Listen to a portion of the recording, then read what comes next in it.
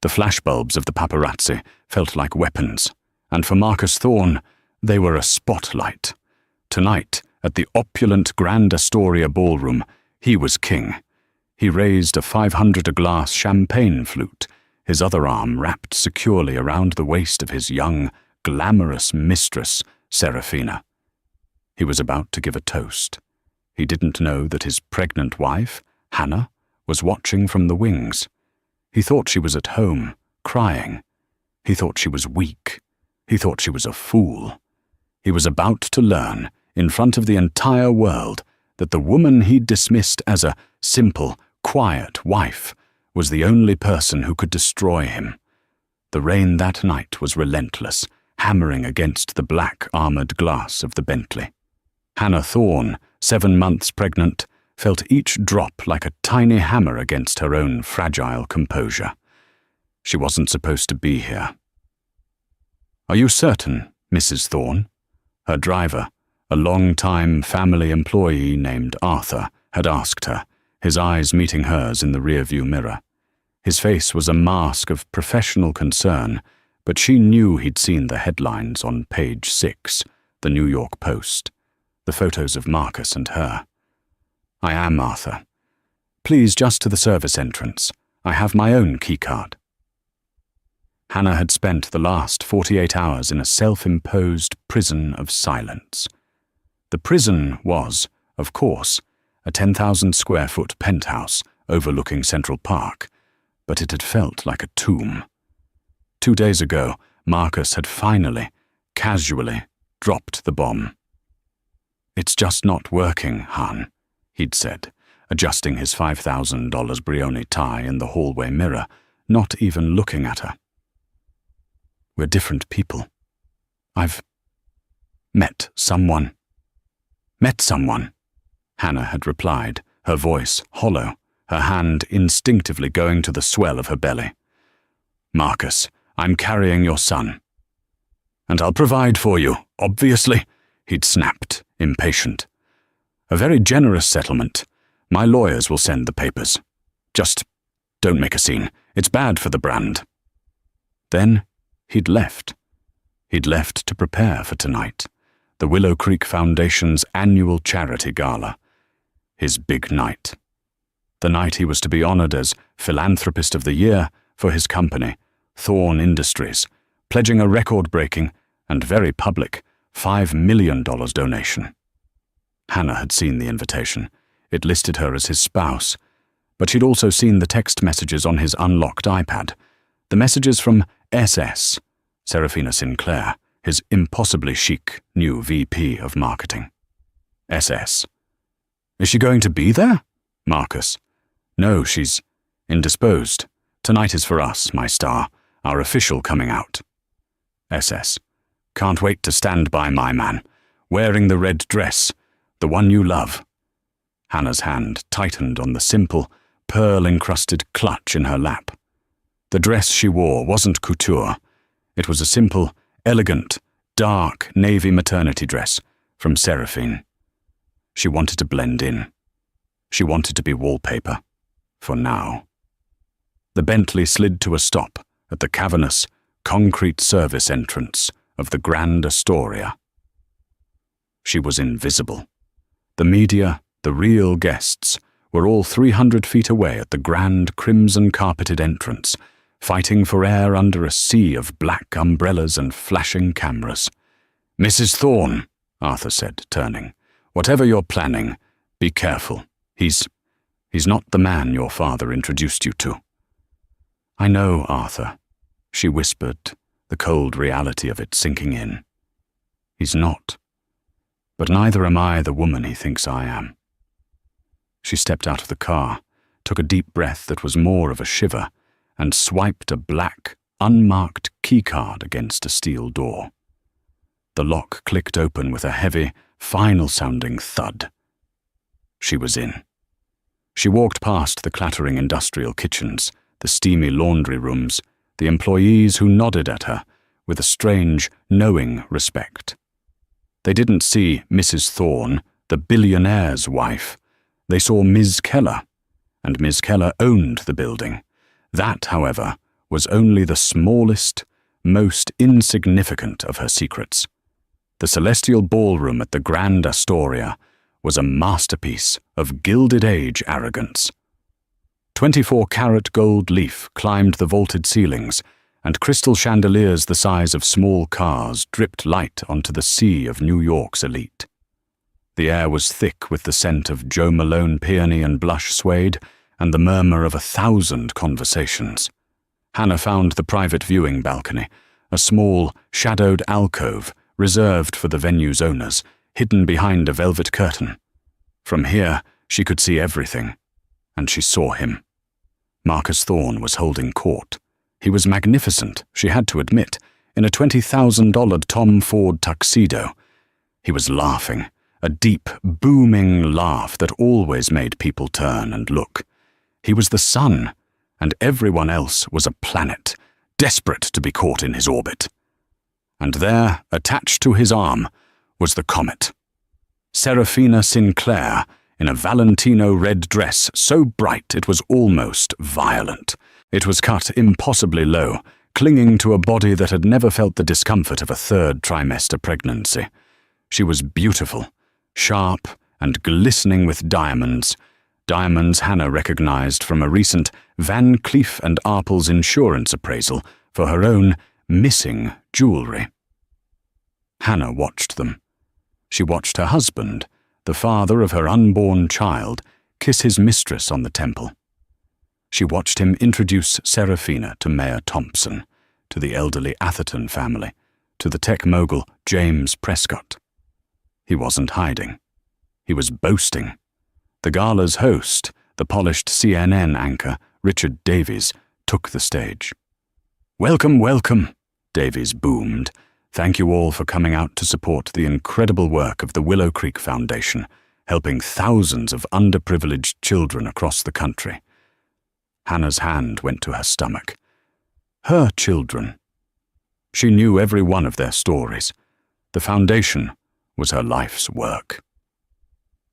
"And now," Davies continued, "it's my great honor to welcome to the stage the man whose generosity tonight has shattered all previous records.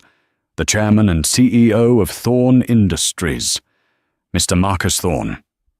The applause was thunderous. Marcus practically bounded onto the stage, pulling Serafina with him by the hand. He didn't let go.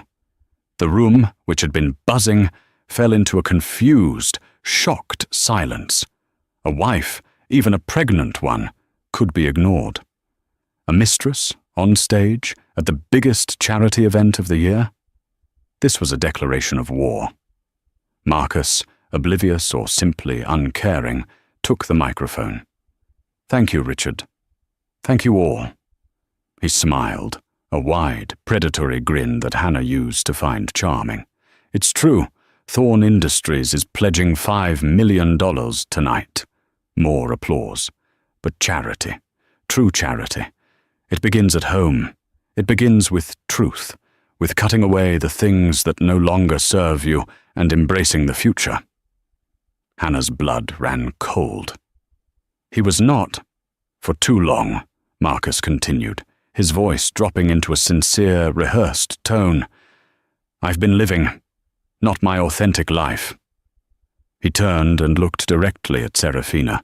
The spotlight followed his gaze. "Serafina, you are my guiding star. You are my truth. You are my future." He raised his champagne glass. "To new beginnings. To us." He didn't kiss her. He didn't have to. He toasted her. At the Philanthropist of the Year Gala, his pregnant wife somewhere in the city, he raised a glass to his mistress. The New York Times reporter in the front row was typing so fast, his fingers were a blur. The silence that followed was heavy, broken only by the click, click, click of cameras. Serafina beamed, her eyes wet with triumphant tears. Hannah watched from the darkness, a single cold tear tracing a path down her own cheek. She wiped it away, not with sadness, but with anger. Her lawyer, Mr. Harrison, had advised her to wait. "Let him hang himself, Hannah," he'd said. "Give him the rope." Marcus hadn't just taken the rope. He'd built a public gallows and was dancing a jig on the trapdoor. On stage, the host, Richard Davies, looked utterly panicked. This was not in the teleprompter. He fumbled with his cue cards. Thank you. Thank you, Marcus, for that personal announcement." From the darkness, Hannah whispered to the stage manager standing beside her, a woman who answered only to her. "It's time. Tell Mr. Davies to read the card, the blue one." The stage manager spoke into a headset. On stage, Richard Davies's earpiece crackled. He listened, his eyes widening in confusion. He looked down at his lectern, where a new navy blue cue card had mysteriously appeared. He read it, blinked, read it again, and then looked up at the audience, his professionalism returning in a wave of sudden, electric understanding. "Ladies and gentlemen," Davies said, his voice now booming with genuine gravitas, "there has been a change in the program, a very special presentation." Marcus and Serafina, still holding hands, looked annoyed at being interrupted. "For 10 years," Davies read, his voice resonating with newfound drama, "the Willow Creek Foundation has been a beacon of hope. Its founder, a closely guarded secret, has been the sole, anonymous benefactor, building this organization into a global force with a $3 billion endowment. Tonight, for the first time, that founder has chosen to step into the light." "Please welcome to the stage," Marcus snorted. He probably thought it was some old money rival. "The woman who built it all, the true heart of Willow Creek, Ms. Hannah Keller." The name Hannah Keller hung in the air. To 99% of the room, it meant nothing. A new name, a new face. To Marcus Thorne, it was a punch to the solar plexus. Keller, her maiden name. He dropped Serafina's hand. "What?" he hissed, a word lost to the microphone but seen by all. He looked around, confused. He thought she was at home. He thought it was a prank, a new spotlight, a pure white-hot beam ignited on the opposite side of the stage, and into it walked Hannah. She was not the weeping, hysterical woman he'd left behind.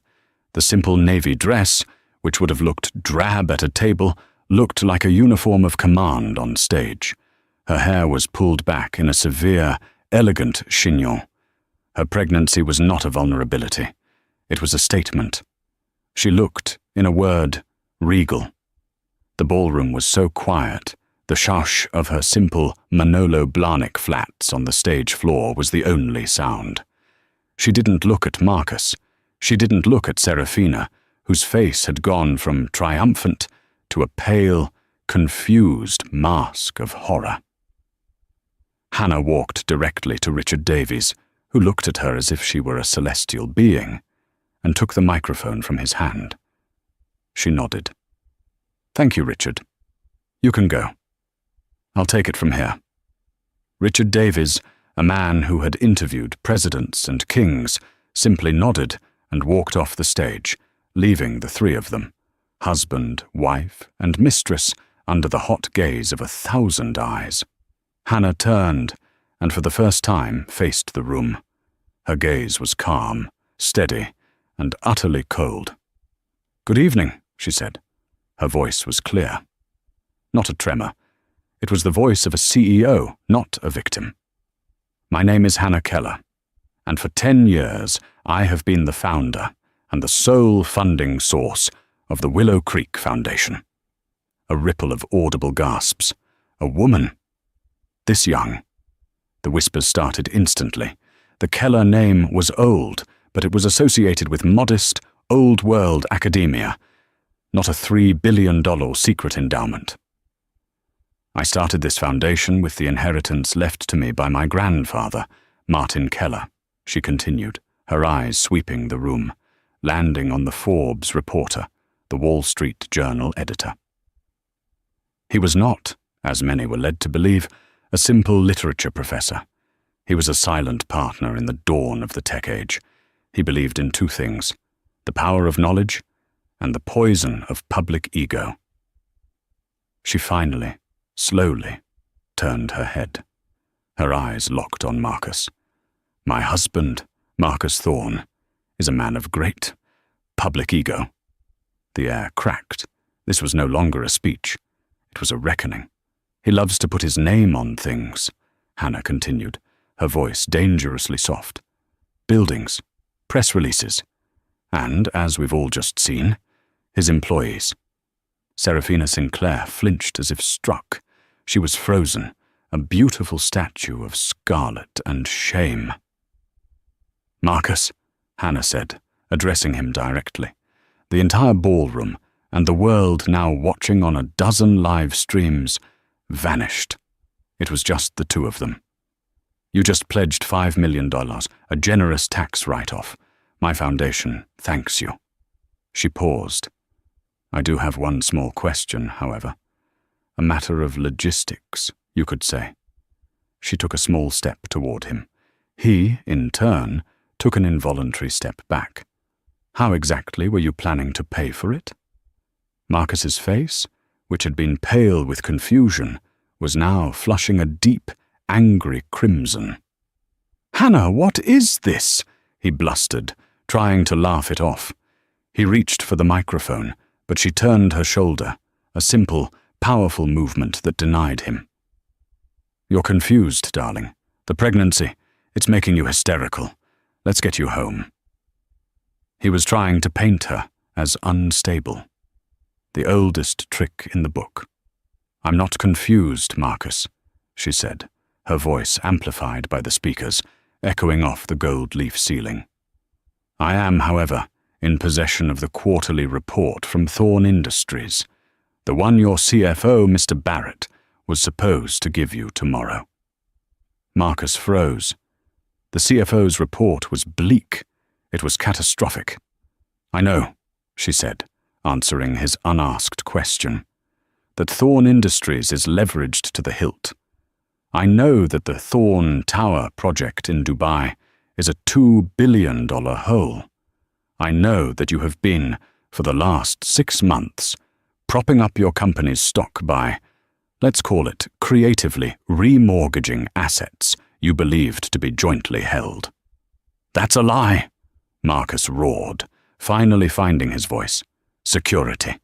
Get her off the stage." "Oh, but it's not a lie," Hannah said, her voice cutting through his. "You see, when you married me, you thought you were marrying Hannah Keller, the quiet academic's granddaughter with a modest trust fund. You were wrong. You married Hannah Keller, the sole proprietor of the Keller Family Office, a private equity fund that has been, for the last 5 years, the silent majority creditor for Thorne Industries." The silence in the room was absolute. It was the sound of 1,000 jaws hitting 1,000 dinner plates. A man at the Bloomberg table was already on his laptop, his face illuminated by the glow of a stock ticker. "You've been borrowing from me, Marcus," Hannah explained, as if to a child. "Every time you needed an extension on a loan, every time you needed a friendly investor to shore up a failing project, it was my money, routed through a dozen shell corporations, all leading back to me." "Why?" he whispered, his bravado gone, replaced by a sick, dawning horror. "Why?" Hannah laughed, a short, bitter sound. "At first it was to protect my investment, to protect my family's legacy. You were always a brilliant salesman, Marcus, but a reckless manager.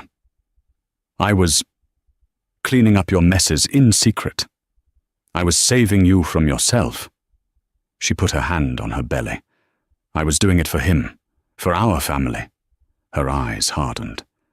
"And then, 3 months ago, I found the receipt for the Cartier Love bracelet. The one she is wearing right now." Serafina instinctively put her hand over her wrist, a guilty, pointless gesture. "And that," Hannah said, "is when I stopped saving you, and I started preparing." She reached into her small clutch and pulled out 2 folded documents. "This," she said, holding up the first, "is a copy of the divorce papers your lawyer delivered to our home yesterday, the ones you were so eager for me to sign." She held up the second document. "And this is our pre-nuptial agreement, the one your team of high-priced lawyers drafted, and the one my lawyer, my real lawyer, Mr. Harrison, reviewed." She walked to the edge of the stage, near the New York Times reporter.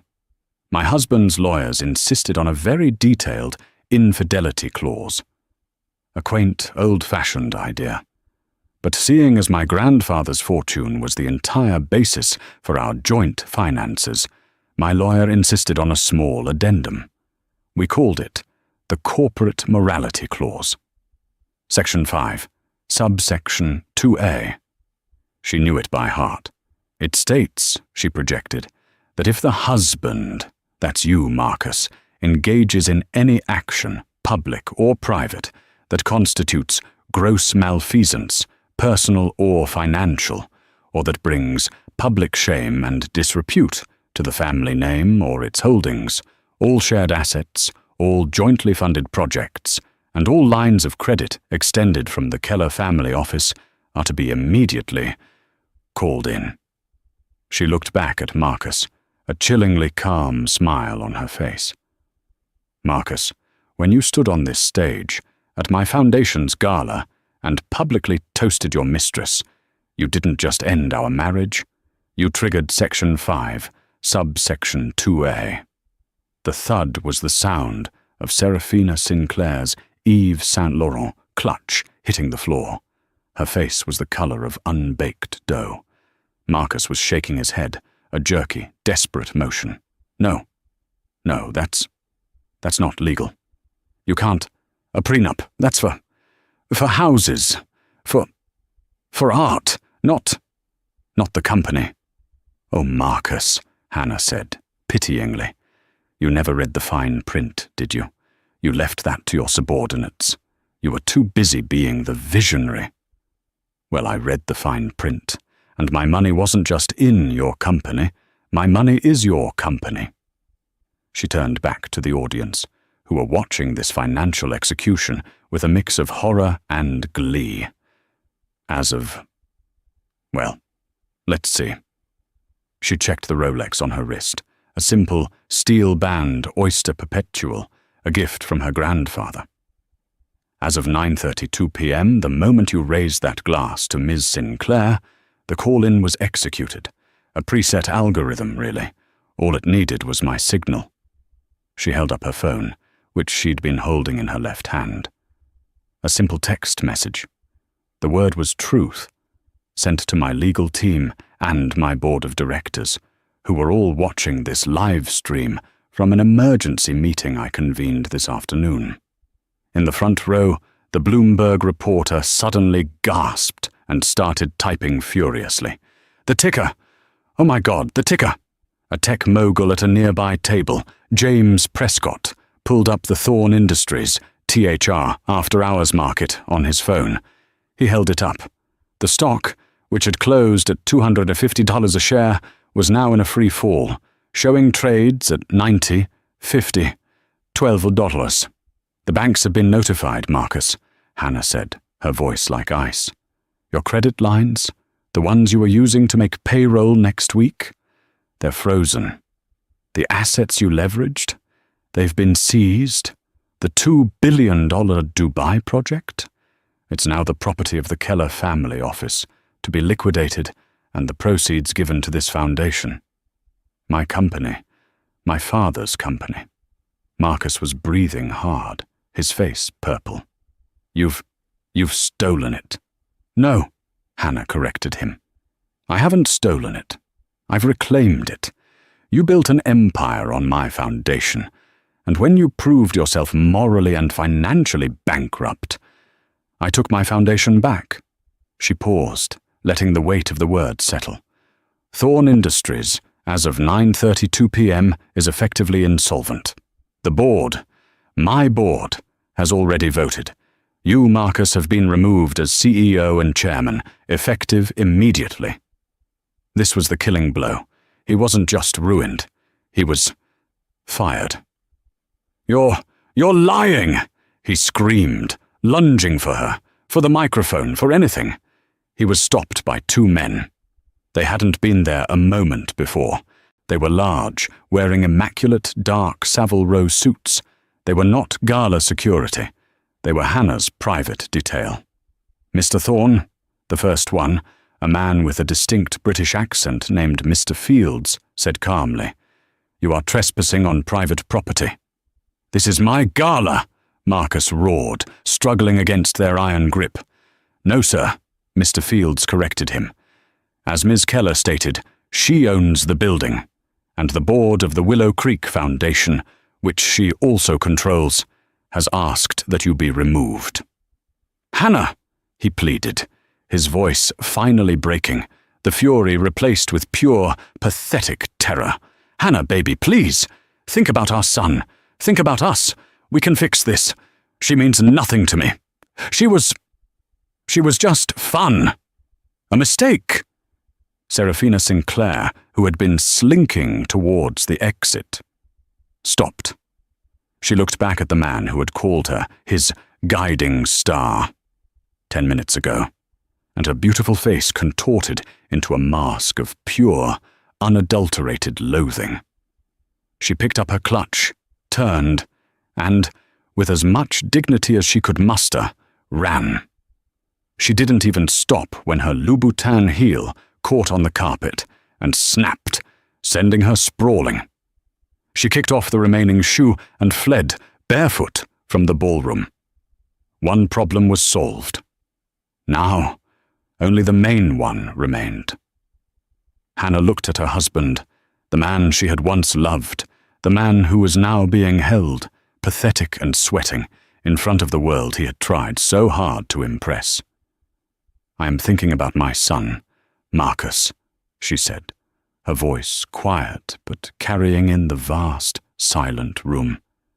"I'm ensuring he's not raised by a fraud. I'm ensuring his last name, Keller, will be one of integrity." She nodded to Mr. Fields. "Take him out. Use the service elevator. I believe he knows the way." The departure of Marcus Thorne was not a quiet affair. It was a humiliating, visceral spectacle. He did not go gentle. He kicked, he swore, he threatened lawsuits against everyone, against Mr. Fields, against the Grand Astoria, against Richard Davies, against the New York Times reporter for taking his picture. "You'll never work in this town again," he shrieked, his Tom Ford tux jacket tearing at the shoulder as he was half dragged, half carried, through the main aisle. "You're nothing without me, Hannah.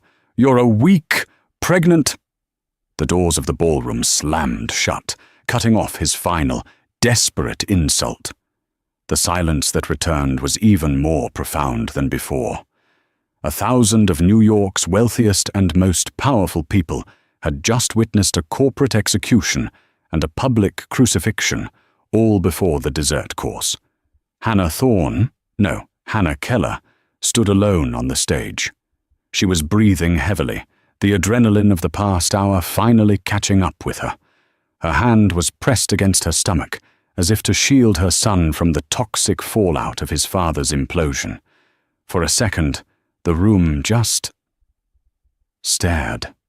What was the protocol for this? Then, in the front row, the elderly Mrs. Atherton, the matriarch of New York's oldest money family, a woman who had not been impressed by anyone since the Eisenhower administration, slowly, deliberately, put down her napkin. She rose to her feet, and she began to clap. It started slowly, a single crisp clap, clap, clap. Then James Prescott, the tech mogul, stood. Then the mayor. Then, table by table, like a wave building in a stormy sea, the entire room, all 1,000 guests, rose to their feet. The sound was deafening. It wasn't just applause. It was a roar of approval, of respect, of sheer, unadulterated awe. Hannah closed her eyes for just a moment, letting the sound wash over her. It was not the validation she needed, but it was the validation she had, in that moment, earned. She held up a hand. The applause died down. "My apologies, ladies and gentlemen," she said, finding her voice again. That was some long overdue charity of a different kind. A few nervous laughs, which quickly grew more confident. She had given them permission to be entertained. And my apologies to the Willow Creek Foundation. That was not the speech I had planned. She smiled, a small, genuine smile that lit up her face. The speech I had planned was to announce our new initiative, a $100 million fund for STEM education for at-risk girls. More applause, this time genuine and focused on the mission.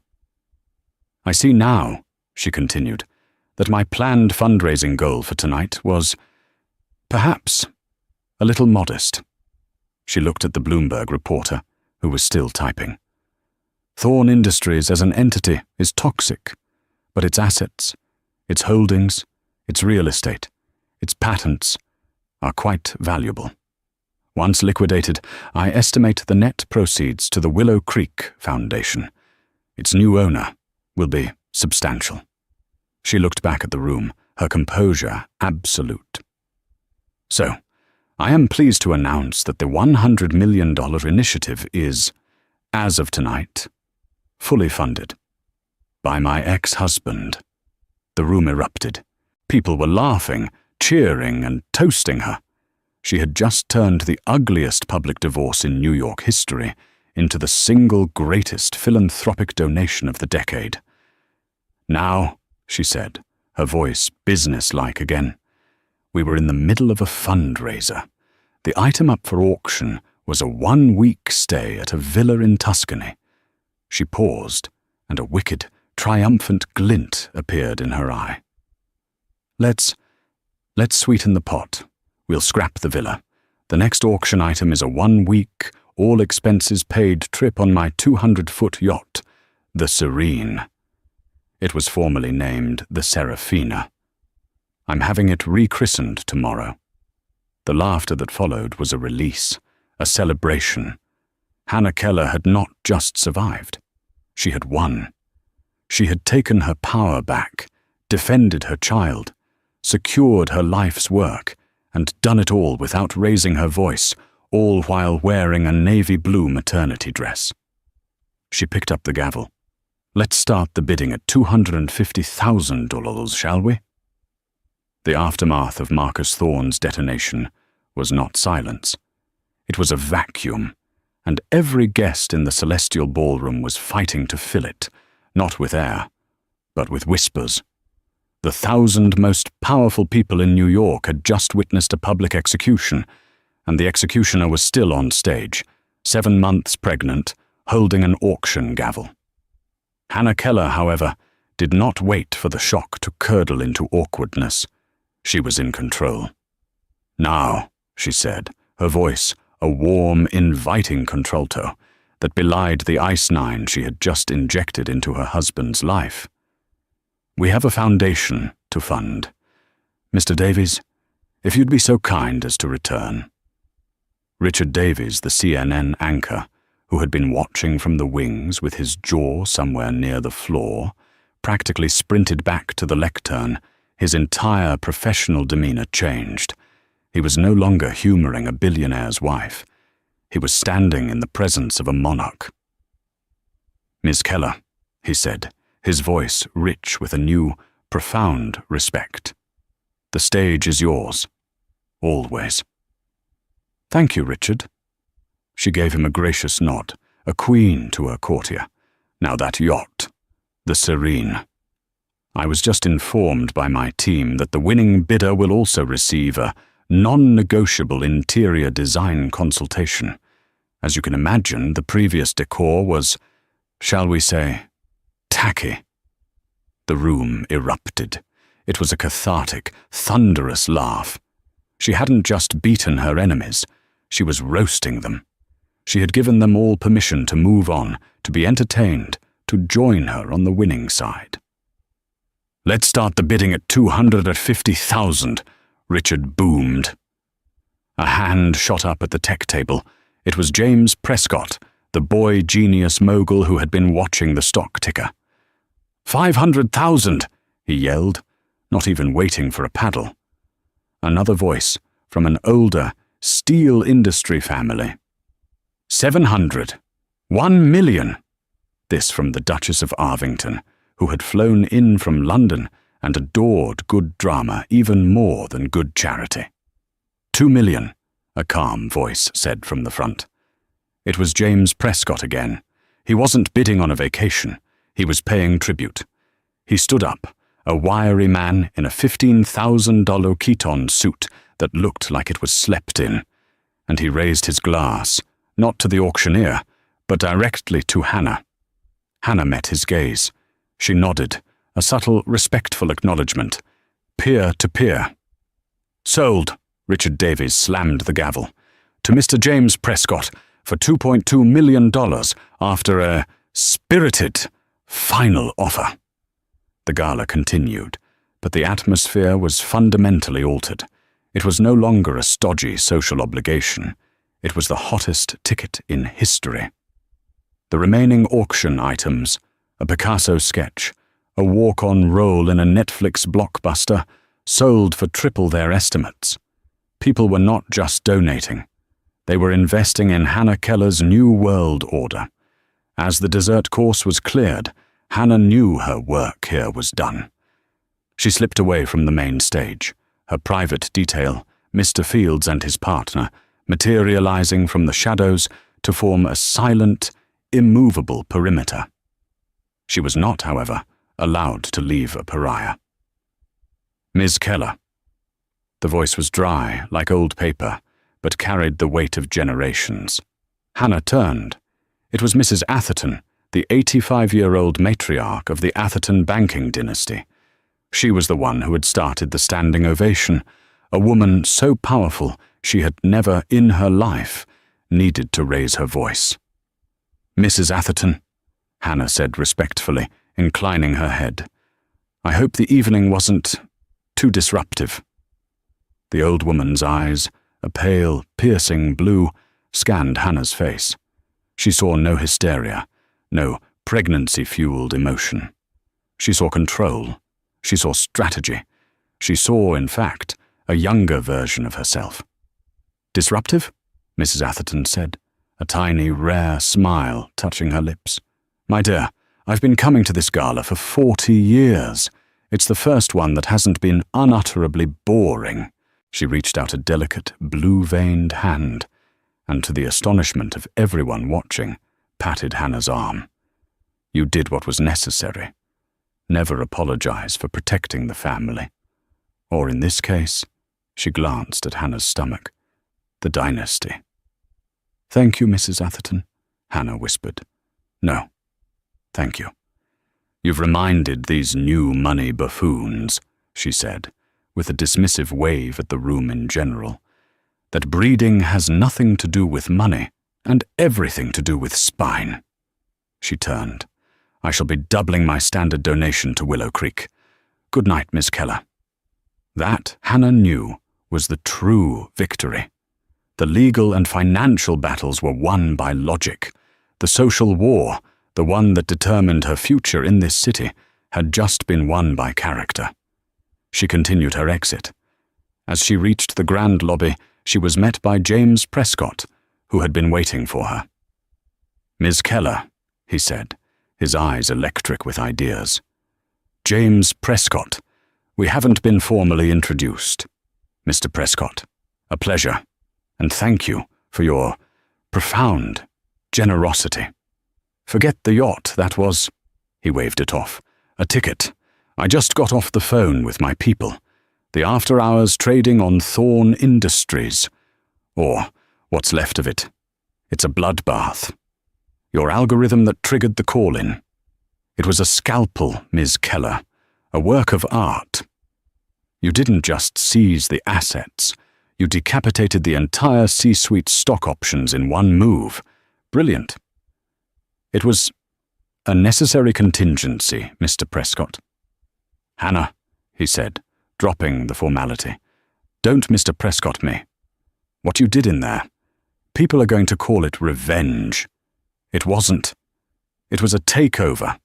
You're holding the keys to billions in distressed, high-tech industrial and real estate assets. You're going to need a partner to liquidate, or better yet, rebuild. My company, we could—" Hannah held up a hand, gently, but with absolute finality. "James," she said, matching his familiarity, "I appreciate the offer. Truly, but I'm not liquidating, and I'm not rebuilding." She smiled. "I'm refounding." She left him there, processing the difference. As she reached the top of the grand marble staircase, the doors were pulled open by the hotel staff. The sound that hit her was not the polite murmur of the Gala, but the roar of a tidal wave. A sea of people, 100 flashing lights, a wall of noise and rain and shouting, the paparazzi. They had been waiting for Marcus and his mistress. They had been tipped off for that story. But the Times reporter inside, and the Bloomberg analyst, and the dozens of live streamers had all fed them a new, infinitely better one.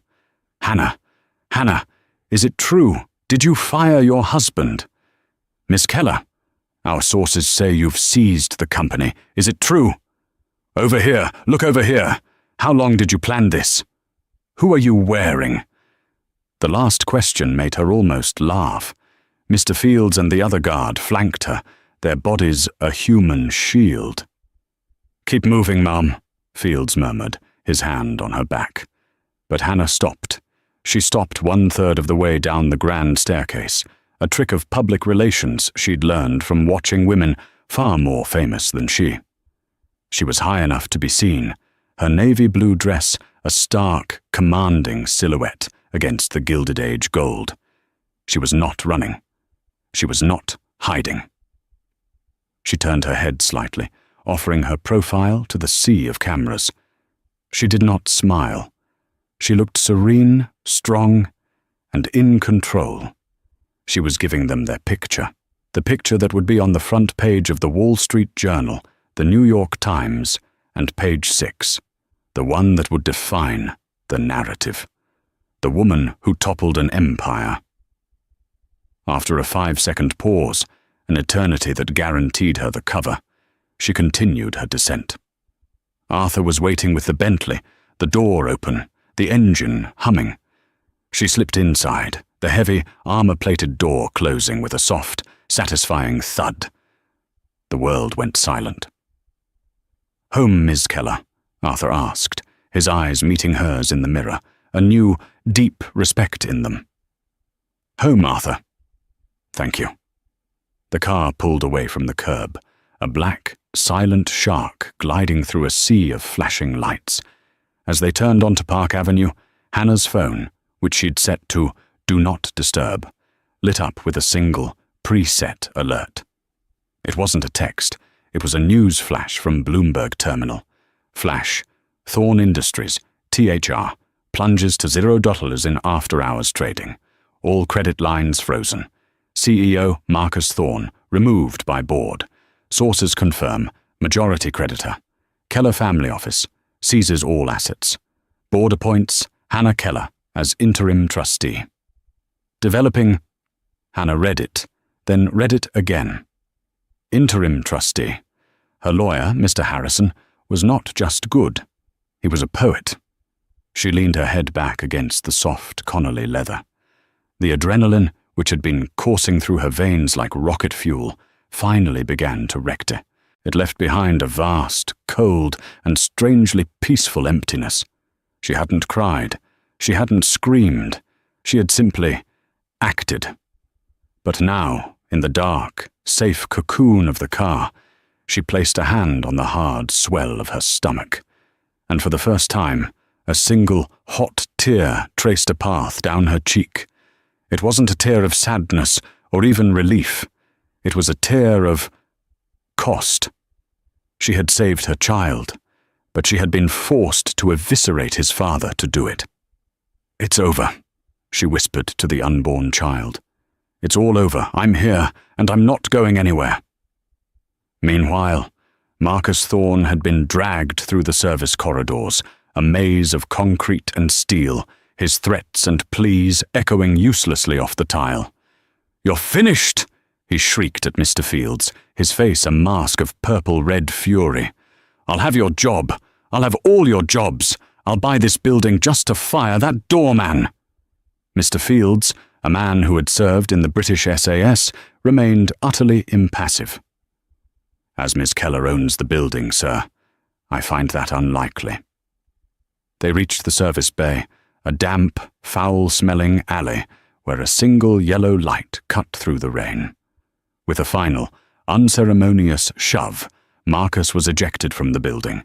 He stumbled and fell to one knee in a shallow, oily puddle, his $20,000 tuxedo jacket tearing completely at the shoulder. "You can't do this!" he screamed, pulling himself up. The steel door slammed shut. The lock thudded into place. He was alone, in an alley, in the rain. "Fine," he spat, wiping rain and grime from his face. "Fine." He reached into his pocket for his phone. He would call his lawyer. He would call his CFO, Mr. Barrett. He would call the board. He would have them all arrested. He pulled out his iPhone 16 Pro Max. Face ID not recognized. He tried again. Face ID not recognized. He typed in his passcode. The phone opened. But something was wrong. His background, a picture of him and Serafina on a yacht, was gone. It was the default Apple wallpaper. All his apps, gone. His contacts, empty. His email, no mail account. A single text message sat on the screen. It was from an unknown number. "Mr. Thorne, your corporate-issued device has been remotely wiped as per company security protocol upon your termination. Your personal data, if any, will be forwarded to a non-corporate address upon request." He stared at it, the rain dripping from his hair onto the screen, wiped. He threw the phone against the brick wall. It shattered, the screen spider-webbing before going dark. "Fine!" he roared. He would go to the plaza. He would use the black card. He would get a suite, call his lawyers from the hotel phone, and bury her. He stumbled out of the alley onto the street, a pathetic, soaked wreck. He waved down a taxi. "The Plaza Hotel! And step on it!" he barked, climbing in. 20 minutes later, he was standing in the opulent, hushed lobby of the plaza, dripping on the P insignia in the mosaic floor. The night manager, a man who had bowed to him a week ago, looked at him with undisguised pity. I need a suite," Marcus stammered, the cold starting to set in. "The presidential. Put it on the card." He slapped his Thorne Industries American Express Centurion card on the marble counter. The manager took it. He swiped it. He frowned. He swiped it again. I'm terribly sorry, sir. The card it's being declined." "Declined?" Marcus laughed, a high-pitched, hysterical sound. "That's not possible. That card has no limit. Run it again. You're doing it wrong, you idiot." "Sir," the manager said, his voice firm. "I've run it twice. The issuing bank reports the account has been closed by corporate administrator. Do you have another form of payment?" Marcus fumbled through his wallet, his other cards.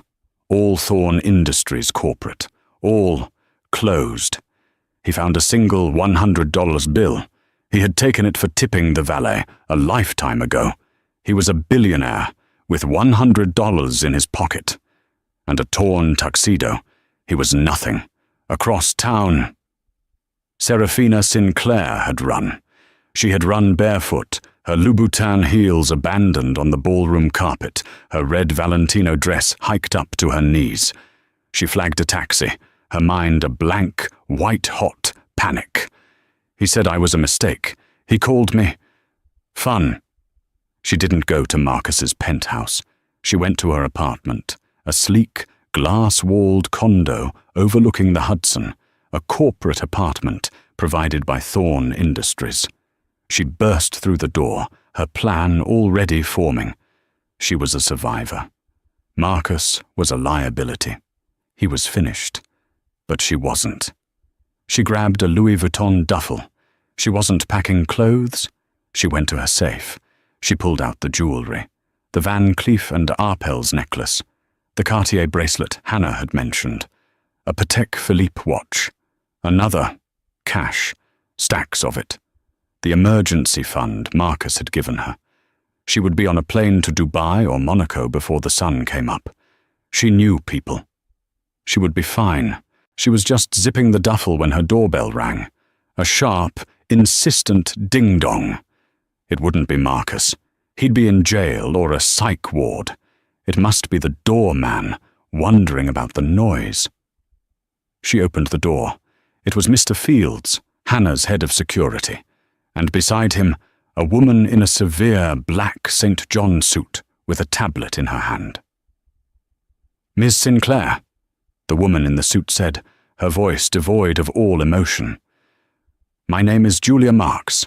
I'm with the Keller Family Office, Forensic Accounting Division. May we come in?"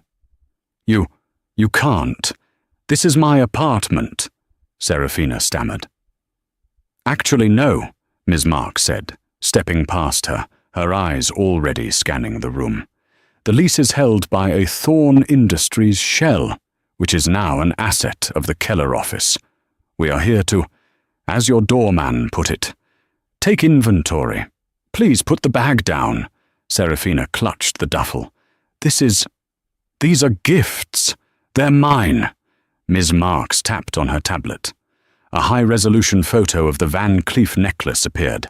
This item, serial number 774B, was purchased on a Thorne Industries corporate account on August 1st. It was logged as client entertainment. "Were you entertaining a client, Miss Sinclair?" She tapped again. The watch.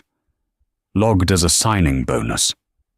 "Your employment contract, which we have here, makes no mention of it." She looked at Serafina with cold, dead eyes. "These are not gifts. They are misappropriated corporate assets. And as Ms. Keller is the new sole administrator of that corporation, she wants them back. Now." Mr. Field stepped forward and gently, firmly, took the duffel bag from Serafina's numb fingers. What happens to me?" Serafina whispered, the fight gone. Ms. Marks looked around the apartment. "This corporate lease was terminated at 9:32 p.m. tonight. You have..." She checked her watch. 60 minutes to gather your personal belongings. Things you paid for with your own salary. After that, building security will escort you out." She turned, her work done. "Oh, and Ms. Sinclair." Serafina looked up, tears of rage and humiliation streaming down her face. "Your company-issued car, the Maserati. The keys, please. It's already been sold." At the penthouse, Hannah did not go to bed. She had a bath, letting the hot water soak away the chill of the night. But her mind was clear, sharp, and focused. She changed, not into a silk nightgown, but into a fresh pair of black cashmere trousers and a soft, cream-colored sweater. She walked to the ornate mahogany desk that Marcus had always claimed as his office, despite never using it. On it, the stack of divorce papers he'd had served. She picked them up, the arrogant, dismissive settlement. He was offering the Hamptons house, which her money had paid for, and a generous $10 million a stipend. A pittance. An insult. She walked to the gas fireplace and, with a click, lit the logs. She fed the documents to the flame, one by one. Infidelity clause. Asset division. Waiver of alimony. She watched the signature Marcus Thorne curl, blacken, and float away as weightless, powerless ash. She picked up her phone. Not the personal one. The work one. the one that connected to the Keller family office. She hit a single speed dial. "Harrison," a gravelly voice answered on the first ring. It was 3 a.m. He was, of course, awake. "It's done," Hannah said. "I watched the live stream," her lawyer replied. Mrs. Atherton's standing ovation was a particularly nice touch. "I've already fielded calls from the Journal and the SEC. And? The SEC is relieved. We are positioning this as a hostile takeover and whistleblower action. You saved the company from a fraudulent CEO, you didn't destroy it. We've provided them with the real books. They are very interested in Mr. Barrett's creative accounting. They will likely be at his house by dawn." "Good," Hannah said. "And Marcus? He'll be buried in litigation by 9 a.m. The shareholder suits will be first. The SEC will be second. The bank fraud charges will be third. He has no money, no assets, and, as of an hour ago, every law firm in the Legal 500 has received a conflict of interest notice from the Keller office, preemptively barring them from representing him. He'll be lucky to get a public defender." A long silence. "Hannah," Harrison said, his voice softening. "You did the right thing. It was surgical. It was necessary, Harrison. Send the interim team into Thorn Tower at 7 a.m. I want a full audit, a new org chart, and the name on the building changed by the end of the week." "What do you want it to say?" he asked. Hannah looked out the window. The black sky was softening to a deep, pre-dawn blue. The city, her city, was waking up. "It's a non-profit now," she said. "It's the new headquarters for the Willow Creek Foundation. The Willow Creek Tower has a nice ring to it." "It does indeed, Miss Keller." She hung up. She stood on the balcony, the one that had felt like a prison, and breathed in the cold, clean air of the new day. She felt the baby kick, a strong, steady, reassuring presence. "It's just us now, little one," she whispered, placing a hand on her stomach. "But we're not just a family. We're a foundation." She was Hannah Keller.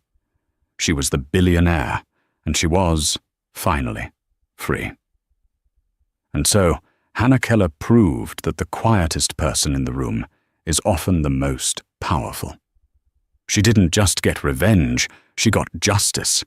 She didn't just expose a cheater, she dismantled a corrupt empire and used the pieces to build a better future for thousands of children.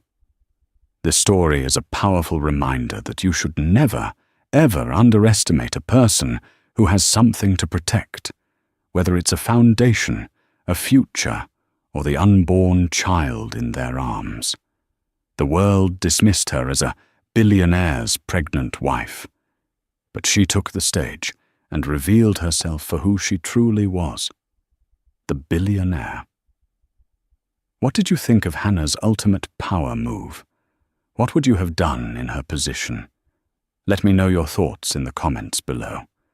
And if you love stories where the underestimated finally get their justice, do me a favor and hit that like button. It really helps the channel. And make sure you subscribe and ring that notification bell so you never miss a single story of truth, betrayal, and ultimate triumph. Thank you for listening.